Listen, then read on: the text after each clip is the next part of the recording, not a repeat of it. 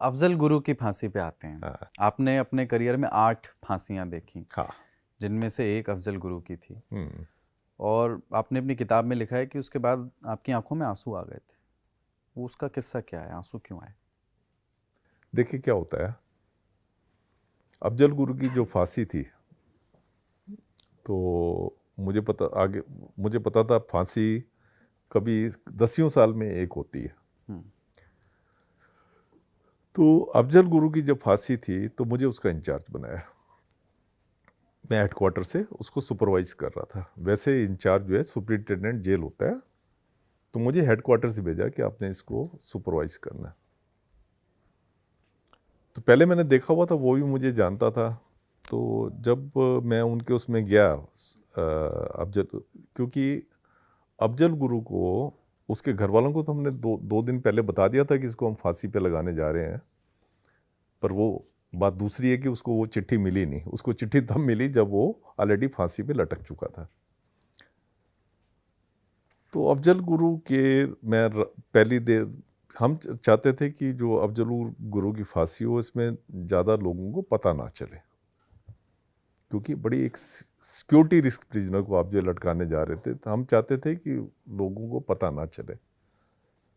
तो मैं इसलिए वहाँ पे उस जेल में सुपरिटेंडेंट जेल के साथ मैं शाम को ही वहाँ पहुँच गया था। अगर मैं शाम को वहाँ आऊँगा तो वहाँ पे शोर नहीं मचेगा। कईयों को पता, क्योंकि ड्यूटी चेंज होती रहती है। कुछ को अगर पता भी था कि मैं अंदर हूँ तो वो अगला वो सोचते निकल गए होंगे, और दूसरी ड्यूटी वाले जो आए थे उनको पता नहीं था कि मैं अंदर हूँ। सुप्रीम जेल हम सारे अंदर रहे। तो हम अंदर सारी तैयारी कर रहे थे। जो रस्सा वगैरह जो था उसको देखना होता है कि रस्सा जो है ठीक तरीके से गले में फिट हो, ताकि फांसी ठीक तरीके से हो। उस टाइम पे जो है कोई ऐसा कानून नहीं था, क्योंकि मैंने सुना था कि कई बार जब फांसी लगाते थे तो बंदे की गर्दन ऊपर रह जाती थी और बॉडी नीचे गिर पड़ती। अगर भारी बंदा होता था तो बॉडी नीचे अलग हो जाता। अलग हो जाती थी। तो उस टाइम पे हमें खाली ये होता था कि बंदा मर जाए, चाहे जैसे भी है, रूल फॉलो हो या ना हो, पर बंदा मर जाए, फांसी उसको लग जाए। तो अफजल गुरु में मैं क्योंकि लीगल एडवाइज़र था, तो मुझे था कि मैंने सब चीज़ जो है रूल्स के हिसाब से करनी है। तो एक दिन पहले जब हम तैयारी कर रहे थे, हम जो भी रस्सा लटकाएं वो रस्सा टूट जाए। हमें क्या करना होता है, जो उसकी जो प्रैक्टिस होती है, जो प्रिजनर का वेट होता है उसे डबल वेट का बोरे में डाल के उसको रस्से से लटका के फिर उसको झटके से नीचे पर डबल फेंकते क्यों? हैं, कि ताकि मजबूती को मेक मतलब श्योर करें। मजबूती का उसका एश्योर हो जाए। इसमें बक्सर, इसके ज़्यादातर जो वो ये आते हैं बक्सर से आते हैं। बक्सर में इसका रस्सा बनता है, क्योंकि बक्सर में क्या है कि वहाँ एक गंगा के किनारे पे वो जी जी उसमें जी। क्या होता है, ह्यूमिडिटी वगैरह होती है। तो उसकी जो रस्सा जो होता है उसके रेशे वगैरह जो बड़े पक्के होते हैं, इसलिए बक्सर जेल में बनता है। वहाँ से रस्से आए हुए थे, तो हमने 4 रस्से बारी बारी करके करे, वो सारे रस्से टूट जाए।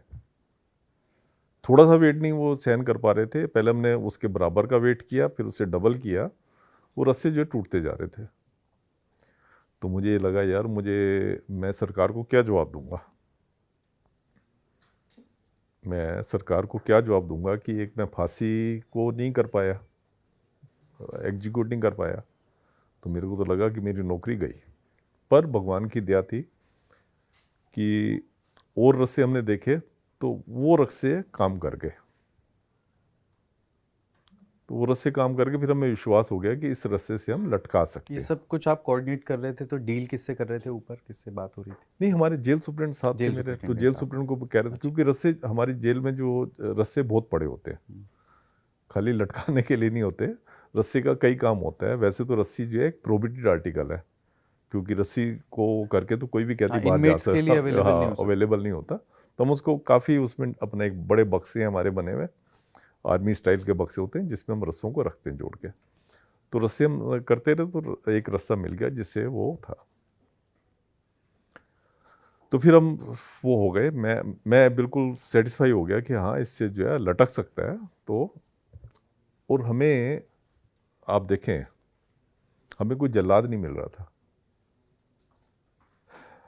नहीं तो जल्लाद का होना ज़रूरी होता है। अब तो जो जल्लाद का होना ज़रूरी कर दिया है। पर वैसे मैं बताऊँ आपको, जल्लाद की कोई ज़रूरत नहीं होती है। अगर आप लोगों को कह दो ना फांसी दे दो, तो आप भी दे सकते हो। जब मेरे जैसा लॉ ग्रेजुएट फांसी दे सकता था, तो आपको भी कह दो तो आप भी फांसी दे सकते हो। उसमें कुछ नहीं होता, खाली एक लीवर होता है, उसको खींचना होता है और रस्से को अपने स्टाइल से बांधना होता है। अगर रस्सा आपने ठीक तरीके से नहीं बांधा, तो मैंने जो आपको बताया ना इंसिडेंट होता है, गर्दन जी। ऊपर रह सकती है, वो बॉडी नीचे आ जाए, तो ये चीज़ हो सकती है। तो खैर जब रस्से से मैं पूरा वो हो गया, तो फिर मैं, जल्लाद कोई था नहीं, खाली सारे ऑफिसर थे और हमारे सिपाही थे। हमारे सिपाही भी अगर उनको आप कह दो फांसी देनी है, बड़े खुश होते हैं, खुश होकर फांसी देते हैं। अच्छा। उनके लिए खेल होता है एक उनका। हम्म।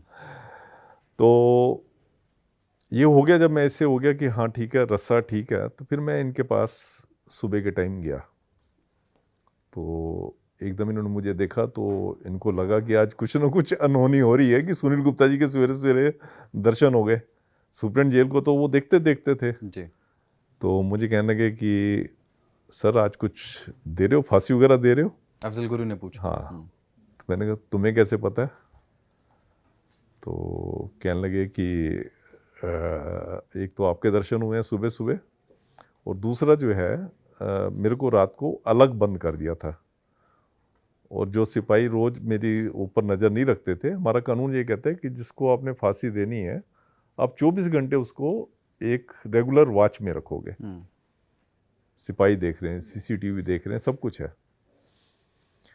तो मैंने कहा हाँ, मैंने कहा आपको फांसी देने जा रहे हैं। आप ही ने ये खबर ब्रेक की अफजल हाँ, गुरु को? मैंने खबर जी। ब्रेक किया। वैसे उसके घर वालों को हमने बता दिया था हम्म। पहले, क्योंकि ये बहुत ही ज़्यादा सिक्योरिटी का मामला था, जिसके ऊपर कितने राइट्स हो जाते, कितना कुछ हो जाता। तो फिर कहते अच्छा ठीक है सर। तो फिर पहले चाय पी, मैंने कहा चाय पियोगे? कहते हाँ, मैं आप आए हो तो मैं आप सबके साथ जो है चाय पीऊँगा। तो उसने हमारे साथ चाय पी। तो फिर चाय पी के फिर कहने का सर मैं आपको ये बता दूं कि मैं टेररिस्ट नहीं हूँ। अगर मैं टेररिस्ट होता, जो आप लोगों ने मुझे वो टेररिस्ट इतना बड़ा बनाया है, अगर मैं टेररिस्ट होता ना, मैं अपने बच्चे को डॉक्टर ना बनाता।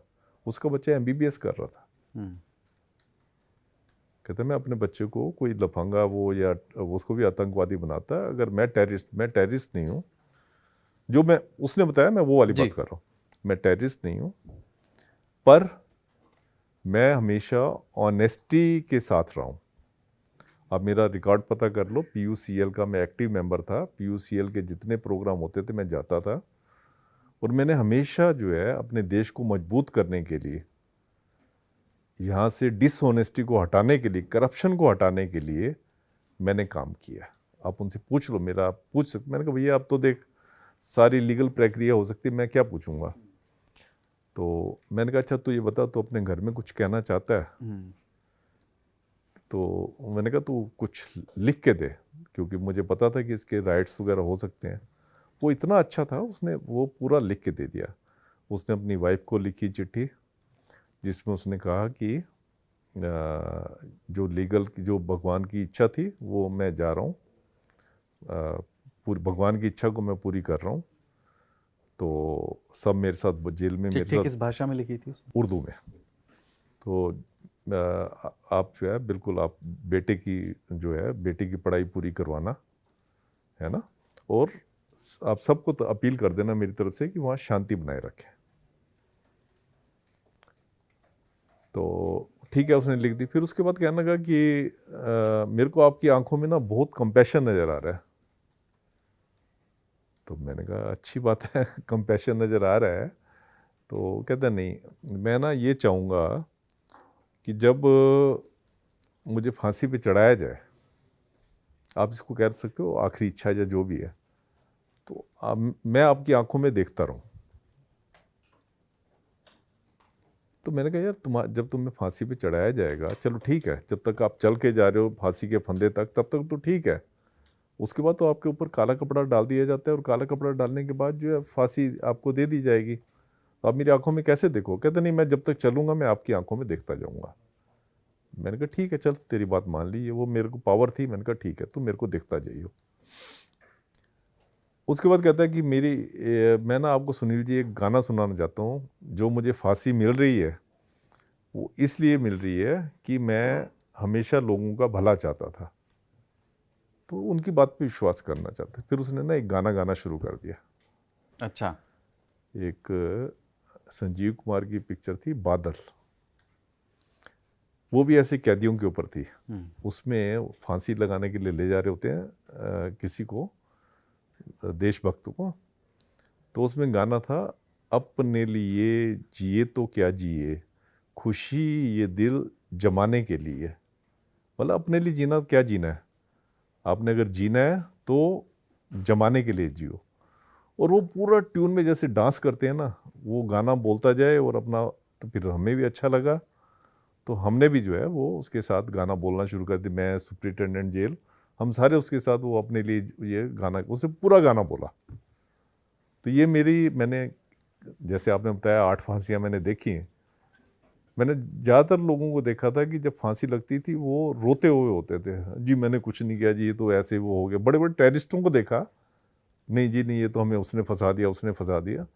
ये पहला मैंने कैदी देखा था जो हंसते हुए कह रहा था कि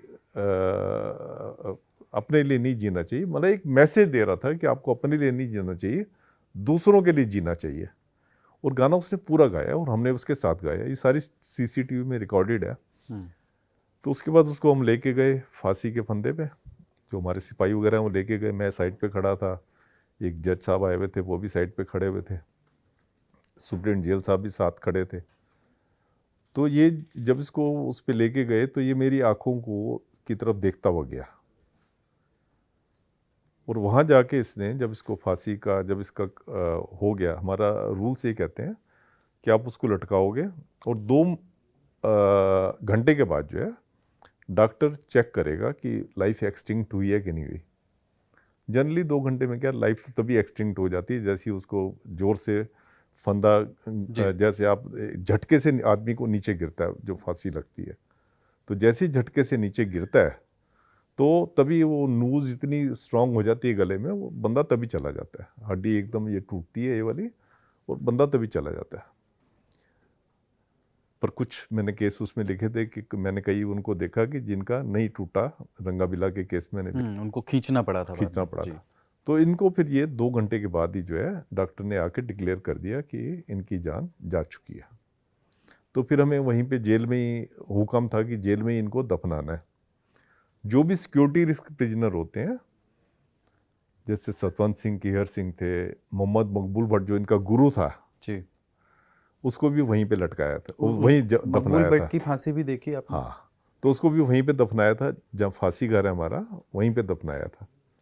तो इनको भी उसके साथ ही दफनाया। तो उसके बाद क्या हुआ कि जो मैं जब घर गया, तो घर में गया, मेरे घर वालों, मैंने अपने घर वालों को बिल्कुल नहीं बताया कि मैं ये वाला काम कर रहा हूँ। तो उनको था कि शायद कई बार ऐसे हो जाता था कि मैं कई कई रातें जो जेल में बितानी पड़ती थी, तो उन्होंने सोचा ऐसे कोई अर्जेंट काम होगा। फिर मैं जब गया वहाँ पे घर पे, मुझे उसकी बात रह रह के याद आ रही थी कि आपकी आंखों में मुझे बड़ा कंपैशन नज़र आ रहा है। तो मुझे कई लोग कहते थे, पर एक बंदा जब आखिरी उसमें वो बना, चमचागिरी तो करेगा नहीं। तो फिर अब जिस, मतलब देखो जेलर भी एक इंसान होता है जिससे वो कुछ मिनट पहले बात कर रहा है और वो कुछ मिनट के बाद वो जो है आपके सामने नहीं है। तो मेरा दिल जो है ना बड़ा भरा हुआ था। तो जैसे ही मैं घर पे गया तो मेरी बेटी थी, मेरी वाइफ थी, हम गले लग के बड़ी देर तक रोते रहे।